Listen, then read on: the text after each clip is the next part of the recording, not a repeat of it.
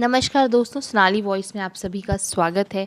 Mummy, तुम परसों किसी भी हालत में यहाँ पहुँच ही जाना। परसों मैं हॉस्पिटल में एडमिट हो जाऊँगी और अगले दिन सुबह ऑपरेशन हो जाएगा। फ़ोन पर सौम्या के मुंह से ये सारी बातें सुनकर सीमा जी के तो हाथ पैर ही फूल गए। क्या बात है सौम्या, तुम्हारी डिलीवरी में तो अभी पूरे 17 दिन हैं, फिर अचानक क्या परेशानी आ गई कि एकदम से ऑपरेशन की इमरजेंसी आ गई? सब ठीक तो है ना? वे घबरा कर बोली। मम्मा, सब ठीक है। दरअसल बात यह है कि ऑफिस में एक बहुत ही इम्पोर्टेंट प्रोजेक्ट आ गया है जो किसी भी कीमत पे मुझे ही करना है। यदि मैं डिलीवरी की ड्यू डेट तक वेट की ना तो समय पर ऑफिस ज्वाइन नहीं कर पाऊंगी और ये प्रोजेक्ट मेरे हाथ से चला जाएगा। मेरे कैरियर के लिए यह प्रोजेक्ट बहुत ज़रूरी है। उधर से सौम्या का जवाब आया। क्या? सीमा जी परेशान हो उठी। तुम एक मामूली प्रोजेक्ट के लिए अपने बच्चे की जान के साथ खिलवाड़ कर रही हो, प्रीमेच्योर डिलीवरी करा रही हो। तुम पागल हो गई हो क्या? ओह मम्मा, इतना परेशान मत हो। मैंने डॉक्टर से बात कर ली है, बच्चा फुली डेवलप हो चुका है, कोई खतरा नहीं है। हाँ, यदि ज़रूरत पड़ी तो 2-4 दिन इंक्यूबेटर में रखना पड़ेगा बस, सौम्या बोली। फिर माँ कहती है, अरे तुम माँ है या कसाई? एक मासूम बच्चे से माँ की कोख में पलने के अधिकार को भी छीन रही है। सीमा जी ने बड़े गुस्से में कहा। अब क्या करूँ मम्मी, मेरी भी मजबूरी है। यदि मैंने ऐसा नहीं किया तो मेरा करियर 4 से 5 साल पीछे चला जाएगा। तुम तो जानती हो ना, मैंने कितनी मेहनत से पढ़ाई की है और करियर बनाने के लिए संघर्ष किया है। अब अवसर मिला है तो मेहनत का फल पाने का, तो मतलब मैं पीछे नहीं हट सकती। सौम्या ने बिना सीमा जी का जवाब सुने फ़ोन काट दिया। सीमा जी थोड़ी परेशान हो गई। ये कैसी माँ है, एक भौतिक वस्तु के चलते अपनी कोख में पलती नन्ही सी जान के साथ खिलवाड़ कर रही है। उसका मन किसी भी तरह इस बात को स्वीकार नहीं कर पा रहा था कि बच्चे को यूँ ज़बरदस्ती समय से पहले जन्म दिया जाए। मातृत्व तो कितना सुखद एहसास होता है, एक एक पल अपने बच्चे को पेट के अंदर विकसित होते हुए महसूस करना, उसकी हलचल से आनंदित होना। और ये लड़की असमय इस सुख से वंचित होना चाहती है। सीमा जी को उस अजन्मे शिशु की चिंता होने लगी। वह मन करुणा से भर उठा। सीमा जी का मन जब बहुत परेशान हो गया तो वह बाहर पति के पास जाकर बैठ गई। वे पेपर पढ़ रहे थे। पेपर में नज़रें गड़ाए उन्होंने पूछा, क्या हुआ? फ़ोन पर किस पर भड़क रही थी? आपकी लाडली पर, सीमा जी भुनभुनाते हुए बोली। क्यों, क्या हो गया? पति की नज़रें पेपर पे ही जमी हुई थी। तब सीमा जी ने सौम्या से हुई सारी बातें कह सुनाई। सुनकर शर्मा जी भी स्तब्ध रह गए।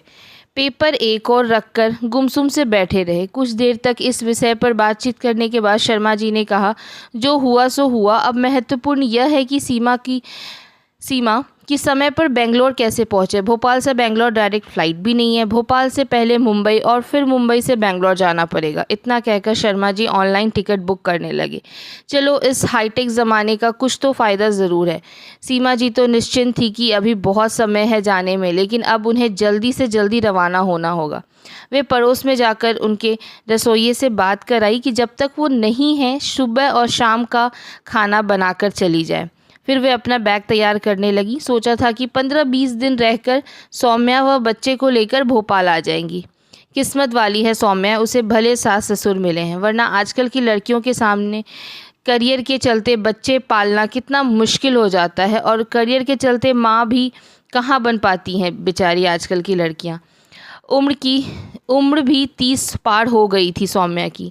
उसके सास ससुर के सामने वे खुद को अपराधी सा महसूस करने लगी थी, क्योंकि उनकी बेटी ही अपने करियर में नई ऊंचाइयों को छूने की हसरत में परिवार बढ़ाने को तैयार नहीं थी।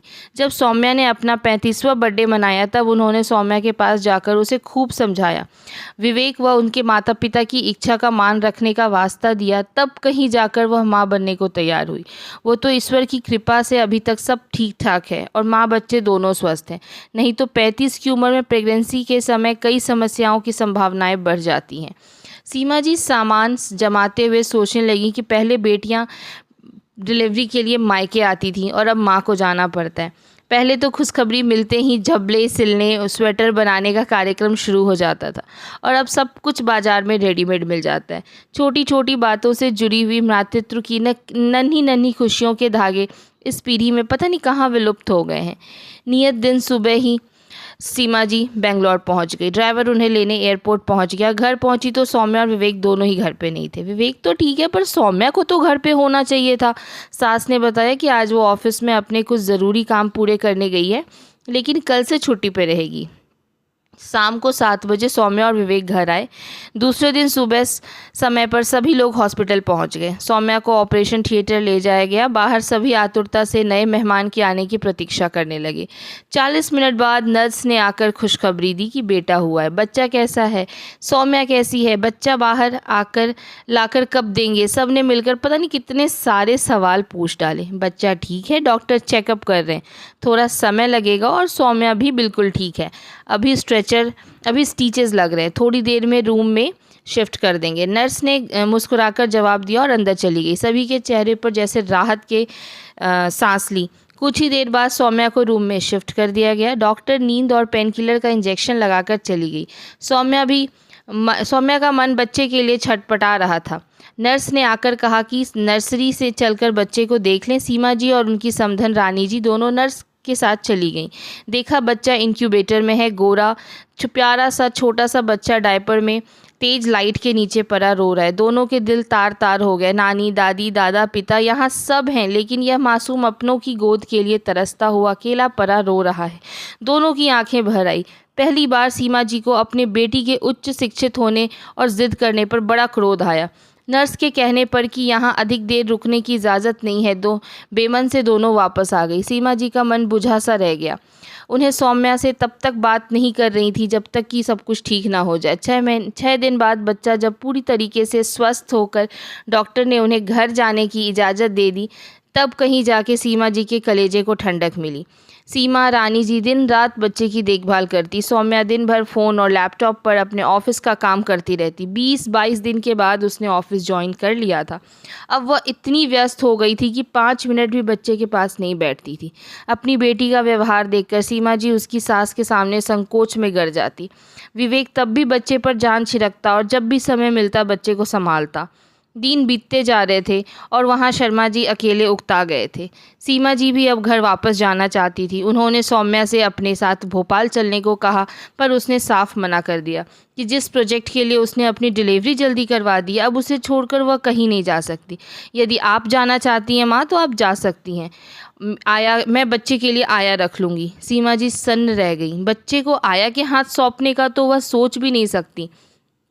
सौम्या बच्चे को जन्म देकर भी मां नहीं बन पाई।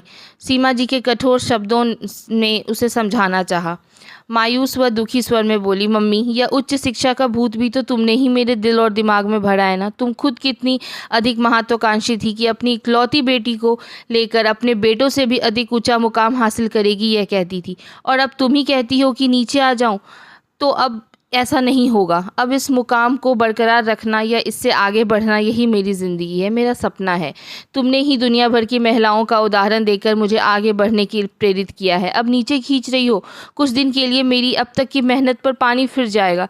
तुमने पढ़ाई में हमेशा मेरा साथ दिया, मेरा हौसला बढ़ाया। कभी मैं थक जाती या परीक्षा के समय हताश हो जाती तो तुम ही मेरा मनोबल बनती, मेरा सब कुछ करती। और अब तुम ही मुझे नीचे आने को कह रही हो। कुछ दिन की बात है, सास साथ दे दो। फिर वह सास से बोली, मुझे गलत मत समझिए माँ, मैं अपने बच्चे से बहुत प्यार करती हूँ और मैं उसके प्रति लापरवाह नहीं हूँ। बस मैं इतना जानती हूँ कि मुझसे ज़्यादा प्यार करने वाले सुरक्षित हाथों में है वो। आप दोनों के रहते मैं पूर्णतः निश्चिंत हूँ। कुछ महीनों की बात है, बस मेरा साथ दे दीजिए प्लीज़। इतना कहकर सौम्या अपना बैग उठाकर थके कदमों से ऑफिस के लिए निकल गई। सीमा जी और रानी जी एक दूसरे से नजरें चुराती हुई चुपचाप सौम्या को जाते हुए देखती रही। सच ही है, इस हाईटेक जनरेशन को जन्म देने वाले तो हम ही हैं। हमने उन्हें पारिवारिक मूल्य व महत्व कहाँ सिखाया। बचपन से ही उन्हें बड़ी बड़ी डिग्रियां और मल्टीनेशनल कंपनीज में ऊंचे पद पर हासिल करने की शिक्षा देते रहे। भूल तो कहीं ना कहीं हमसे ही हुई है। हमने ही तो इस पीढ़ी को आसमान में उड़ने की ये छूट दी है। अब वो धरती पे भला घोंसला कैसे बनाएंगे। लेकिन कुछ पाने का मूल्य तो हमेशा चुकाना पड़ता है। हमें अलग मूल्य चुकाने पड़े और इन हाईटेक जनरेशन को अलग मूल्य चुकाने पड़ेंगे। अनायास ही सीमा जी और रानी जी को इस हाईटेक जनरेशन से सहानुभूति हो गई। बेचारी दोनों ही इस मोर्चे में पिस रही हैं। दोनों देर तक अपनी सोचों में डूबी रही। अंदर बच्चे के जग जाने पर वो दोनों बच्चे की आवाज़ सुनकर अंदर गई और कमरे की ओर बढ़ती गई। सीमा जी ने फैसला किया कि वह अब कुछ दिन और बेटी के साथ यहीं रुकेंगी और बच्चे की देखरेख करेंगी। तो ये छोटी सी कहानी आपको कैसी लगी आप ज़रूर बताएं कमेंट्स के द्वारा, और अगर अच्छी लगी हो तो लाइक करना, शेयर करना और मेरे चैनल को सब्सक्राइब करना। Thank you.